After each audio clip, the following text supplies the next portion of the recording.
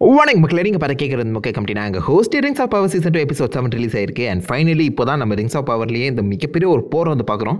Else இப்போதைக்கு எரிகானை வந்து பார்த்தீங்கன்னா டேக் டவுன் பண்ணுறதுக்காக வந்திருக்காங்க. அதை தடுக்கிறதுக்காக இப்போதைக்கு எரிகானுக்கு சப்போர்ட்டிவாக எல்ட்ராண்ட் தலைமையில் ஒரு மிகப்பெரிய படையே வந்திருக்கு. முடிஞ்ச அளவுக்கு அந்த போரை செம்ம கிரவுண்டடாகவும் அதே சமயத்தில் செம்ம இன்டென்ஸாகவும் கொடுக்க ட்ரை பண்ணியிருக்காங்க. ஆனால் மற்றபடி கள்ள தொடர்புலாம் ஏற்படுத்தி வச்சுருக்காங்க. என்னடா நடக்குதுங்க? பட் எனிவேஸ், இந்த எபிசோட் பார்த்தவங்க தாசிக்கல காப்பிடுங்க. வீடியோ ஆரம்பிச்சிடலாம். ஓப்பனிங் ஷாட் கெலிம்பர் கிட்ட தான் ஆரம்பிக்குது. ஏடா அங்கே இவ்வளோ பெரிய போர் நடந்துட்டு இருக்கு. அனட்டார் கெலிம்பரோட அந்த மைண்டை வாஷ் பண்ணி இது ஒரு பியூட்டிஃபுல்லான டேங்கிற மாதிரி மாற்றி காமிக்க கெலிம்பர் இப்போதைக்கு அதை என்ஜாய் பண்ணி டீ குடிச்சிட்டு இருக்காரு. யோசிச்சு பாருங்களேன், நிஜமாலே போரில் இருக்கவங்க மேலே நிமிந்து பார்க்க அந்த பக்கம் கெலிம்பர் டீ குடிச்சிட்டு இருக்காரா, எப்படி இருக்கும்? பட் அவருக்கு சில முக்கியமான பேட்டர்ன்ஸ் வந்து பார்த்தீங்கன்னா தெரிய ஆரம்பிக்குது. ஐ மீன், அவருடைய உண்மையான உலகம் இது இல்லை, ஏதோ ஒரு வித்தியாசமான மாயை இங்கே இருக்குங்கிறத அவர் உணர ஆரம்பிக்கிறாரு. முக்கியமாக அந்த ஃபேனர் அந்த சுற்றியில் வந்து பார்த்தீங்கன்னா ஒரு ஜெம் மிஸ் ஆகுது. ஆல்சோ திடீர்னு அவருடைய ரிஃப்ளெக்ஷன் பார்க்கும்போதும் சுற்றி இருக்க எல்லாமே உடஞ்சி கிடக்கிறத ஒரு செகண்ட் அவர் நோட் பண்ணுறாரு. ஸோ என்னமோ இங்கே வித்தியாசமாக நடக்குதுங்கிறது மட்டும் கெலிம்பருக்கு புரியுது. ஆனால் என்னங்கிறது தெரியல. அனட்டார் உள்ள புது சீக்கிரமாக இந்த ரிங்ஸை செஞ்சு பிடிக்கும்னு சொல்லி வற்புறுத்துறாரு. கெலிம்பருக்கு அது ஒரு சந்தேகத்தை ஏற்படுத்த தான் செய்யுது. இது உண்மையா இல்லையான்னு சொல்லி பார்க்கறதுக்காகவே பக்கத்தில் இருக்க ஒரு கேண்டில் மெழுகுவர்த்தியில் ஒரு கோடை போட்டு விட்றாரு. நிஜமால அது எரிதா இல்லையான்னு பார்க்கறதுக்காக. இப்போதைக்கு அந்த 9 ரிங்ஸுக்காக பேஸை ரெடி பண்ணிட்டாரு. அதனும் பர்ஃபெக்ட் பண்ணல அவரு. அது ஒரு பக்கம் நடந்துட்டு இருக்க, வெளிப்பக்கம் போர் சூடு பிடிக்குது. இந்த கெலிம்பர் போர் ஹெல்ப் இல்லாமல் என்ன பண்ணுறதுன்னு சொல்லி அந்த சோல்ஜர்ஸ் விழிப்பதுக்கு நிற்க, அனட்டார் இது எல்லாத்தையுமே நான் கண்ட்ரோல் எடுத்துக்கிறேன் அப்படின்னு சொல்லி முன்னாடி வராரு. மிராடானியா அனட்டார் கிட்ட கெலிம்பர் போருக்கு என்னாச்சுன்னு கேட்க, அவனுடைய மைண்டை இழந்துட்டான். அவன் உண்மையிலே இந்த எரிக்கானோட லார்ட் கிடையாது. இனிமே நான் தான் லார்டு, என் பேச்சை நீங்க கேளுங்க அப்படின்னு சொல்லி மொத்த ஆர்மி கண்ட்ரோலுமே இவர் எடுத்துக்கிறாரு. மோஸ்ட்லி அந்த வாரை இவர் தான் நடத்திட்டு இருக்காரு சொல்லலாம். ஆடார் அந்த பக்கம் இருக்க எல்லா ஆக்ஸையுமே அனுப்பி எரிகானை டேக் டவுன் பண்ண ட்ரை பண்றாங்க. பட் குறுக்கால ஒரு ஆறு ஓடிட்டு இருக்கு. இதை நிறுத்தினா மட்டும்தான் நம்ம இறங்கி சண்டை போட முடியும்னு சொல்லி அவங்க கிட்ட இருக்க அந்த கேட்டபிள்ஸ்லாம் வச்சு பக்கத்தில் இருக்க மலையை அடிக்க, மலையிலேருந்து விழுந்த கற்கள் இப்போதைக்கு எரிகான் முன்னாடி ஓடிட்டு இருக்க அந்த ஆறு நிறுத்துது. ஆறு தடுக்கப்பட்ட அந்த சமயத்தில் ஆக்ஸால இப்போதைக்கு இறங்கி ஆற்றுப்படுகையில் சண்டை போட முடியும். இந்த ஒரு விஷயம் தான் இதுக்கு முன்னாடி கில்கலாட் அவருடைய ரிங்ஸ் மூலியமா பார்த்துருப்பாரு. ஆற்றுப்படுகை வீக் ஆகிற மாதிரி அது இப்போதைக்கு அவர் நினைச்ச மாதிரி நடக்க ஆரம்பிக்குது. அந்த பக்கம் நம்ம பிரின்ஸ் டியூரின் அண்ட் டீசா வந்து பார்த்தீங்கன்னா மலை இன்னும் தோண்ட விடக்கூடாதுன்னு சொல்லி அது பாதுகாத்து நிற்கிறாங்க. அதே மாதிரி எரிகான்லேருந்து எல்ஸுக்கு ஹெல்ப் தேவை அப்படிங்கிற ஒரு நியூஸ் வந்து பார்த்தீங்கன்னா நார்வி கிங் கிட்ட கொடுக்க, கிங்கே அதெல்லாம் உதவி செய்ய முடியாது, இப்போதைக்கு அவங்க போர்ட்டில் சூழ்ந்துட்டு இருக்க அந்த சமயத்தில் நம்மளுக்கு இன்னும் மெட்டீரியல்ஸ் தேவை, உடனே இந்த மலையை தோண்ட ஆரம்பிங்கன்னு சொல்லி மலையை தோண்டி உள்ளே இருக்கக்கூடிய அந்த வைடூரியத்தை எடுக்க மட்டும் தான் அவர் பிளான் பண்ணிட்டு இருக்காரு.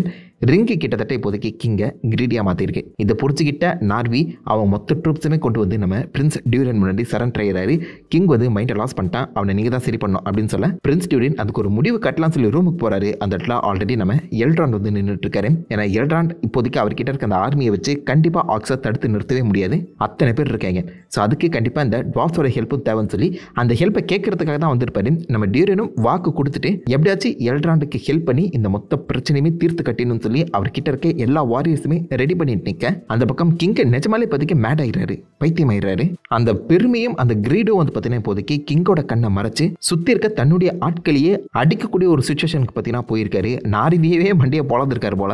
இந்த பக்கம் அத்தனை நாள் போருக்காக ரெடி ஆகிட்டு இருந்த நம்ம டியூரியனோட ஆட்களை இப்போதைக்கு நார்வி தடுத்து நிறுத்தி, நீங்க இப்போ இங்கிருந்து கிளம்பினீங்கன்னா நாளைக்கே வந்து பார்க்கும்போது கேசாட்டும் இருக்கவே இருக்காது. டீசா சொன்ன அந்த மிருகத்தை எப்படியோ இந்த பக்கம் நம்ம கிங் தட்டி எழுப்பதான் ட்ரை பண்ணிட்டு இருக்கார் போல, அவரை நீங்க தடுத்து நிறுத்தி கேசாட்டுமா காப்பாத்துங்க, இப்போதைக்கு இந்த போர் நமக்கு தேவையில்லாதது அப்படின்னு சொல்ல, டியூரின் என்னதான் வாக்கு கொடுத்துருந்தாலும் அந்த வாக்கை விட தன்னுடைய நாடு அவருக்கு முக்கியம், தன்னுடைய மக்கள் அவருக்கு முக்கியம்னு சொல்லி அந்த முடிவை மாற்றி இப்போதைக்கு எல்ட்ராண்டுக்கு அவருடைய படைகளை அனுப்பாம அவருடைய படைகளை திருப்பி தன்னுடைய மக்களையும் தன்னுடைய அப்பாவையும் காப்பாற்றக்கூடிய ஒரு இக்கட்டான சூழ்நிலையில மாட்டியிருக்காரு. ஆர்க்ஸ் இந்த பக்கம் அந்த நதி படுகைகள் வந்து பார்த்தீங்கன்னா யூஸ் பண்ணி எரிகானை அட்டாக் பண்ண முன்னோக்கி வந்துட்டு இருக்காங்க.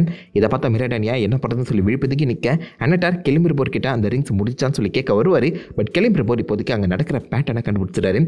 ஒரு எலி அங்கிட்டு இங்கிட்டு ரொம்ப நாளாக ஒரே நேரத்தில் ஓடிட்டு இருக்கு. பத்தாவதுக்கு ஒரு கீ இவர் ஏற்றி வச்ச அந்த மெழுகுவர்த்தி அணையவே இல்லை, குறையவும் இல்லை. நேரமும் இங்கே நடக்கிற சம்பவங்களும் ரிப்பீட் ஆகிட்டே இருக்கு. இங்கே என்ன நடக்குது அப்படின்னு சொல்லி அனட்டார் கிட்ட கேட்க, அவர் தான் உங்களுக்கு அமைதி வேணும்னு சொன்னீங்களே, அந்த அமைதியை நான் உருவாக்கி கொடுத்தேன்னு சொல்லி இது எல்லாத்தையுமே தன்னுடைய மாயை தான் அப்படிங்கிற மாதிரி அனட்டார் அக்செப்ட் பண்ணிக்கிறாரு.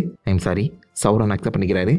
கெலிம்பருக்கு இப்போ தான் கொஞ்சம் கொஞ்சமாக புரிய ஆரம்பிக்குது. என்னடா பண்ண அப்படின்னு சொல்லி தன் கிட்ட இருக்கக்கூடிய அந்த ஹேமரை தூக்கி அடிக்க பக்கத்தில் அந்த கண்ணாடியில் அது உடஞ்சி இப்போதைக்கு வெளிப்பக்கம் நடக்கிற எல்லா உண்மைகளும் கெலிம்பருக்கு தெரிய வருது. இவ்வளோ பெரிய ஒரு போரையடா என்கிட்ட வந்து மறைச்ச அப்படின்னு அவர் டேபிள் வந்து தடுமாறி விட அவர் கையில் ஏதோ கருப்பு தார் மாதிரி ஒட்ட ஆரம்பிக்குது. அனட்டார் இதை தான் மித்ரில்னு சொல்லி கொடுத்துருப்பாரு. பட் அது மித்ரில் கிடையாது, சௌரானோட ரத்தம். அதாவது இப்போதைக்கு இந்த உருவாக்கப்பட்ட 9 ரிங்ஸுமே சௌரானோட ரத்தத்தால் உருவாக்கப்பட்டிருக்கு. லார்ட் ஆஃப் த ரிங்ஸ் பார்த்தவங்களுக்கு தெரியும்னு நினைக்கிறேன். மனிதர்கள் ஈஸியாகவே கரப்ட் ஆயிடுவாங்க. சௌரானோட ரத்தத்தின் மூலியமா உருவாக்கப்பட்ட இந்த ரிங்ஸை போட்ட 9 அரசர்களுமே நாஸ்குல்ஸாக மாறுவாங்க.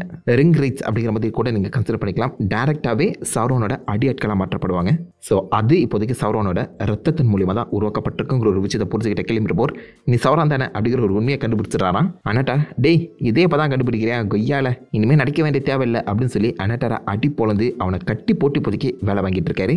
இங்கே பாருப்பா, மார்காத் இந்த இடம் முழுக்கவே அழித்து தான் கட்டுப்பாட்டில் கொண்டு வரணும்னு நினச்சாரு. பட் நான் இந்த இடத்த பர்ஃபெக்ட் பண்ணணும்னு நினைக்கிறேன். எனக்கு கீழே பர்ஃபெக்டான ஒரு உலகத்தை உருவாக்க ட்ரை பண்ணுறேன். இதில் என்னப்பா தப்பு அப்படின்னு சொல்லி கேட்க அந்த இடத்துல கிளம்பி செம்மையான ஒரு டைலாக் சொல்வார். நீ மற்றவங்கள தான் ஏமாத்திட்டு இருக்கேன்னு நினச்சா உன்னை நீயே ஏமாத்திட்டு இருக்க பார்த்தியா அப்படின்னு சொல்லி கேட்பாரு. ஆப்வியஸா சௌரான் இஸ் அ கிரேட்டஸ்ட் டிசீவர். அவனையே ஏமாற்றிட்டு இருக்க மாதிரி சொல்கிறாங்க. பட் அனட்டார் அந்த மாதிரிலாம் பண்ணுற ஆளே கிடையாது. எதை பண்ணாலும் பர்ஃபெக்ட் அடிக்கக்கூடிய ஆள். ஸோ சௌரானுக்கு என்ன செய்கிறதுங்கிறது தெளிவாக தெரிஞ்சிருக்கு. ஸோ கிளம்பிரபோர் இப்போதைக்கு மற்ற ரிங்ஸை உருவாக்கிட்டு இருக்க அதே சமயத்தில் எல்ராண்ட் அவருடைய ஆர்மியை உள்ளே இறக்கி இந்த ஆக்ஸை போட்டதெல்லாம் முன்னோக்கி வந்துட்டு இருக்காரு. ஒரு பெரிய போர் வந்து பார்த்தீங்கன்னா நடக்க ஆரம்பிக்க அந்த சமயத்தில் கெலாட்ரியில் நம்ம ஆடர் பணைய கைதி மதி காமிச்சு பேரம் பேசுவோமா அப்படின்னு சொல்லி கெலாட்ரியோட உயிருக்கு பதிலாக எனக்கு நென்யா அந்த ரிங்கு வேணும், அந்த ரிங்கையும் மார்க்கத்தோட அந்த க்ரௌனையும் வச்சு நான் சௌரானை கொல்ல போகிறேன். 2 பேருக்குமே ஒரே மாதிரி என்ன இருக்குது அந்த காரணத்தினால ஏன் நம்ம 2 பேரும் ஃப்ரெண்ட்ஸ் ஆகிடக்கூடாதுன்னு சொல்லி எல்டான் கிட்ட பேச்சுவார்த்தை நடத்துவாங்க.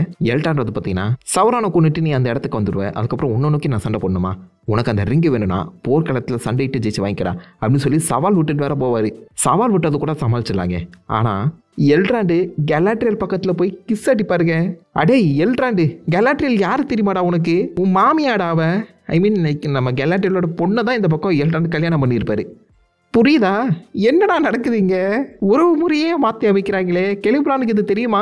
அதாவது கெலாட்ரியோட புருஷாம அதை வச்சுக்கிட்டே வாடா அந்த லாக்கை உடைக்கிறதுக்கு கீயை கொடுக்கறதுக்காக கிஸ் அடிக்கிறாரு ப்ரோ அப்படின்னு நீங்கள் சொன்னீங்கன்னா கூட அதை கொடுக்கறதுக்கு ஏகப்பட்ட வழி இருக்குடா. கிஸ் அடித்து தான் கொடுக்கணுமாடா? கள்ள தொடர்பு ஏற்படுத்திட்டு இருக்கேன். எனக்கு தெரிஞ்சு பாசிபிளி இது கெலாட்ரியிலே கிடையாது. உண்மையாகவே கெலாட்ரியோட பொண்ணு தான் இங்கே சண்டை போட்டுட்டு இருக்கா அப்படிங்கிற மாதிரி கதையை மாற்றி எழுதினாலும் எழுதுவாங்க, சொல்ல முடியாது. அதான் முன்னாடியே சொன்னல இஷ்ட ஹேரிக்கு எழுதிட்டு இருக்காங்க. பட் எனிவேஸ் இப்போதைக்கு எல்ட்ராண்ட் வெளில வந்து சண்டை போட ஆரம்பிக்கிறாரு.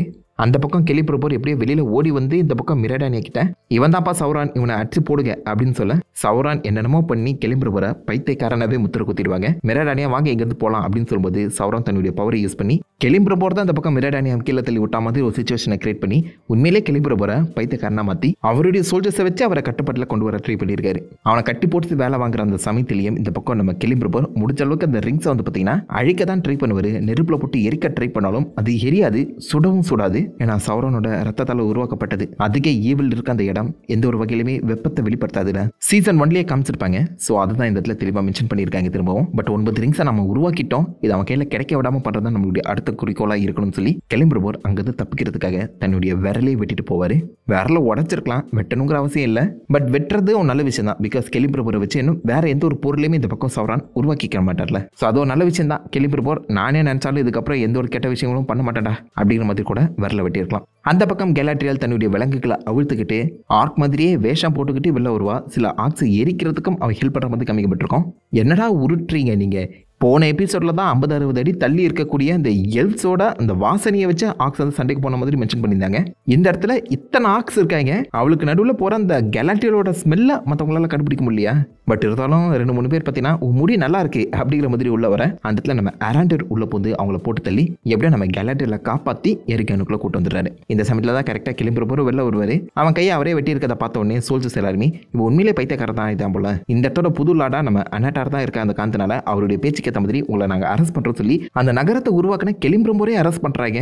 எப்படி அந்த சோல்ஜர்ஸை டிசீவ் பண்ணி வச்சிருக்கான் பார்த்தீங்களா சௌரான். பட் அந்த சமயத்தில் நல்ல வேலை கெலாட்ரியல் உள்ள போந்து டேய் அன்னட்டார் கிடையாதுரா, அவன் தான் உண்மையிலே சௌரான், அவன் பேச்சையா கேட்டுட்டு இருக்கீங்க, இவன் தாண்டா உண்மையான நாடு, இவன் பேச்சை இனிமே கேளுங்கன்னு சொல்லி சோல்ஜர்ஸ்க்கு புத்திமதி சொல்லிட்டு போவாங்க. அது மட்டும் இல்லாமல் எனக்கு தெரிஞ்சு கிளம்பிரபோர் அவர் உருவாக்கின அந்த 9 ரிங்ஸையுமே கெலாட்ரியல் கிட்ட கொடுத்து அனுப்பியிருப்பார் தான் தோணுது. ஏன்னா இதுக்கப்புறம் நீங்கள் கெலாட்ரியல் பெருசாக எங்கேயுமே பார்க்க மாட்டீங்க. ஸோ அந்த 9 ரிங்ஸுமே ஒளிச்சைக்காக ஓடி இருக்கலாம். அண்ட் கிளம்பிரபோர் இந்த சோல்ஜர்ஸை வச்சுக்கிட்டே சௌரானை பிடிக்க ட்ரை பண்ண சௌரான்லாம் சோல்ஜர்ஸை பிடிக்க முடியுமா? கிரேட் கிரிகாலர் மேஜிக் ஷோங்கிற மாதிரி கையாட்டியே சுற்றி இருக்க சோல்ஜர்ஸை பட்டுன்னு போட்டு தள்ளி நம்ம கிளம்பிரபோரையுமே கண்ட்ரோல் எடுக்கிற மாதிரி தெரிய வந்திருக்கு. இதுக்கப்புறம் என்னாச்சு நம்ம புரியல. பட் அதுவே போர் அந்த பக்கம் நடந்துட்டு இருக்கும்போது போருக்கு நடுவில் ட்ரோலை இறக்கி விட்டுருப்பாங்க. ஆடார் வந்து பார்த்தீங்கன்னா செம்ம உக்கிரமாக அந்த போரை நடத்திட்டு இருப்பாரு. எப்படியாச்சும் உள்ளே போயிடணும், எப்படியாச்சும் சௌரானை போட்டு தள்ளினுங்கிற அந்த குறிக்கோளோட அந்த போரை நடத்துவார். எல்ஸ் கூட இவ்வளோ ஆர்வமாக சண்டை போலாடா எப்பா, இப்போதைக்கு எரிக்கனோட அந்த மதில் சுவரை உடைக்கணும். அதுக்காகவே அந்த ட்ரோல் போன எபிசோட பார்த்துருப்பீங்களா, அந்த ட்ரோலை இறக்கி விடுவாங்க. அவர் உள்ள வரதை பார்த்தோன்னே சுற்றி இருக்கவங்க எல்லாருமே தெரிச்சு ஓடுறாங்க. ஏன்னா அந்த பைபிளை ஆர்க் எல்ஃப்னு சொல்லி பாரபட்சமே பார்க்க மாட்டான். ஒவ்வொருத்தனா கொன்று இப்போதைக்கு அந்த செவரை நோக்கி வந்துட்டு இருக்கேன். அவரை தடுக்க நம்ம அராண்டேர், எல்டாண்ட் மட்டும் இல்லாமல் எல்ஸோட கிங் கில்கெலாடுமே உள்ளே வந்திருக்காப்புல. 3 பேருமே ஒன்றா சேர்ந்து எப்படியோ அந்த ட்ரோலை டிசேபிள் பண்ணிடுறாங்க. வயிற்றிலேயே குத்தி அந்த பைபிளை கொலையும் செஞ்சிடுறாங்க. ஸோ சேஃபாக தான் இருக்கும் அப்படின்னு நினச்சிட்டு இருக்க அந்த சமயத்தில் fine, I do it my self அப்படிங்கிற மாதிரி ஆடாரே இப்போதைக்கு இறங்கி தன்னுடைய ஆர்மியை கமாண்ட் பண்ண ஆரம்பிக்கிறாரு. இது சில ஆர்க்ஸுக்கு பிடிக்கல. முக்கியமாக அந்த ஃபேமிலி மேன் ஆர்க்கு அவர் ஆடாரோட பேச்சை கேட்குற மாதிரி தெரியல. எனக்கு தெரிஞ்சு பாசிபிளி சௌரான் அவனை கண்ட்ரோல் எடுத்து அவன் கையாலே இந்த பக்கம் ஆடாரை கொல்ல வச்சுட்டு வரோம் தான் தோணுது. முதுகில் குத்திட்டல அப்படிங்கிற ஒரு சுச்சுவேஷன் உருவாகலாம். பார்ப்போம். ஸோ இப்போதைக்கு ஆடார் வந்து பார்த்தீங்கன்னா மிகப்பெரிய ஆர்மியை கண்ட்ரோல் எடுத்து ஆக்ஸை வச்சு அட்டாக் பண்ண வர அந்த சமயத்தில் தான் நம்ம எல்ட்ராண்ட் விடிஞ்சிருச்சு, கண்டிப்பாக இந்த சமயத்தில் ட்வார்ஸ் வந்துருவாங்க, நமக்கு ஒரு பெரிய பக்கபலம் கிடைக்க போகுது அப்படின்னு சொல்லி எல்லாரும் வட திசையை பாருங்க அப்படின்னு மொத்த பேருமே அந்த பக்கம் திருப்ப அதில் ஒரே ஒரு குதிரை மட்டும் வருது. குதிரையில் இருந்தவர் முதுகில் அம்புகள் குத்தி இருக்க அவர் இப்போதைக்கு டியூரின் தன்னுடைய படையை திரும்ப வாங்கிக்கிட்டான். போருக்கு அவன் உதவி செய்ய மாட்டான், டியூரின் வரமாட்டான்னு சொல்லும்போது எல்டாண்ட் கிட்டத்தட்ட மனம் உடஞ்சி போயிடுறாருங்க. பிகாஸ் அவங்களுக்குள்ள இருக்க அந்த ஃப்ரெண்ட்ஷிப் அப்படி வாக்கு கொடுத்துட்டு கோயர் அந்த வாக்கு அவன் மீறானா ஏதோ ஒரு தப்பாக நடக்குதுங்கிற விஷயம் எல்டாண்டுக்கு புரியுது. பட் அவன் புரியறதுக்குள்ளேயே ஆப்வியஸாக அந்த பக்கம் ஏகப்பட்ட ஆக்ஸ் உள்ள வந்துடுறாங்க. அவங்களை தடுக்கிறதுக்கு ஈக்குவலான எல்ஃப் ஃபைட்டர்ஸ் இங்கே இல்லை. பட் முடிஞ்ச அளவுக்கு எல்ஃப்ஸ் வந்து பார்த்தீங்கன்னா ஆக்ஸுக்கு டஃப் கொடுக்க ட்ரை பண்ணுறாங்க. ஆராண்டியரோட ஃபுல் ஃபோக்கஸும் ஆடார் மேலே தான் இருக்குது. அவர் மேலே தான் அம்பு விட ட்ரை பண்ணுறாரு. பட் ஆராண்டியர் விட்ட அம்பியை பிடிச்ச ஆடார் அதை வச்சு ஆராண்டியரை குத்தி கத்தியால் வயிற்றில் ஒரு கோடு போட்டு ஆராண்டியரை சர்கையாக பண்ணிடுறாரு. என்னால் அராண்டியரை இவ்வளோ ஈஸியாக கூட்டிட்டீங்க, இவ்வளோ வச்சு சொல்ல வேண்டிய கதை இன்னும் நிறைய இருக்குன்னு நான் நினச்சேன். பட் பட்டுன்னு போட்டு தள்ளிட்டேங்க. அவர் செத்துருக்க மாட்டார்னு தோணுது. பட் பார்ப்போம், லைக் ஹி குட் டை. இந்த சமயத்தில் நம்ம எல்ட்ராண்டு சவால் விட்ட மாதிரியே போர்க்களத்தில் உங்ககிட்ட இருந்து இந்த ரிங்கை பறிப்பா நான் சொன்னலை, அதை நான் செஞ்சு காட்டேடான்னு சொல்லி எல்ட்ராண்டை ஒத்த கையில் தூக்கி சோக்ஸ்லாம் போட்டு அவன் கழுத்தில் மாட்டியிருந்த அந்த ரிங்கை புனிங்கி எடுத்துறாரு. ஏன்டா இவ்வளோ பெரிய ஒரு போர் நடக்குது, ரிங்கை தேடி தான் அவன் வரான்னு தெரியுது, அவன் வரதுக்குள்ளே பக்கத்தில் எங்கேயாவது மண்ணை தோண்டி இல்லை கல்லுக்குள்ளே இந்த ரிங்கை புதைச்சக்க தெரியாதாடா, அந்த ரிங்கை ஒளிச்சக்க தெரியாமல் எல்ட்ராண்டு கழுத்தில் மாட்டிக்கிட்டு அந்த ரிங் கூடயே சண்டைக்கு வந்திருக்கேடா நீ கொய்யால, மண்டையில் மூளை இருக்கா இல்லை புல்ஷிட் இருக்காடா. பட் எனிமேஸ் இப்போதைக்கு ஆடார் கையில் இந்த ரிங் கிடச்சிது. பட் இந்த ரிங் எப்படியோ திரும்பவும் நம்ம கேலாக்டர் கைக்கு போயிடும். ஏன்னா லார்ட் ஆஃப் தி ரிங்ஸில் அப்படி தானே ஆரம்பிக்கும். பட் அது எப்படி போகுது, இந்த பக்கம் ஆடார் இந்த ரிங்கை யூஸ் பண்ணி சவரான போட்டு ட்ரை பண்ணாரா இல்லையாங்கிறத அடுத்த எபிசோடில் பார்ப்போம். பட் நல்ல ஒரு கிளிஃபேங்கரில் தான் முடிச்சிருக்காங்க. போகிற நல்ல தெளிவாக குவாலிட்டியாக தான் கொடுத்துருக்காங்க. ஆனால் ரைட்டிங் பல இடங்களில் கோட்டை விட்ட மாதிரி தோணுதுங்க. என்னதான் நடக்க போகுதுன்னு பார்ப்போம். அண்ட் இது வரைக்கும் பேல்ட்ராக்கை கண்ணிலே காட்டலை. அடுத்த எபிசோட்லேயாச்சும் பேல்ட்ராக்கை காமிக்கிறாங்களா இல்லையான்னு பார்ப்போம். ஏன்னா ஆப்வியஸாக அந்த கிங் டியூரின் வந்து பார்த்தீங்கன்னா பைத்தியமாகவே மாறிட்டாரு. ஸோ மலையை தோண்ட உள்ளே இருக்க பேல்ட்ராக் வெளியில் வந்து தான் ஆகணும். போன சீசன் மாதிரி பேல்ட்ராக்கை திரும்பவும் ஒரு போஸ்ட் கிரெடிட் சீனில் வச்சு முடிச்சிருவாங்க தான் நம்புறேன். என்ன செய்ய போகிறாங்க காத்திருப்போம். ஸோ உங்களுக்கு எப்படி இந்த ரிங்ஸ் ஆஃப் பவர் ஃபீல் ஆகுது, எபிசோட் 7 பிடிச்சிருக்கா இல்லையா, உங்கள் தான் உங்களுடைய வீஸ் எல்லாத்தையுமே மறக்க வைக்கிற பண்ணிட்டு அந்த லைக் பண்ணி தட்டி விடுங்க. நான் உங்களை நல்ல ஒரு ஆசமான விட பண்ணுறேன். Have fun guys. வட்டா.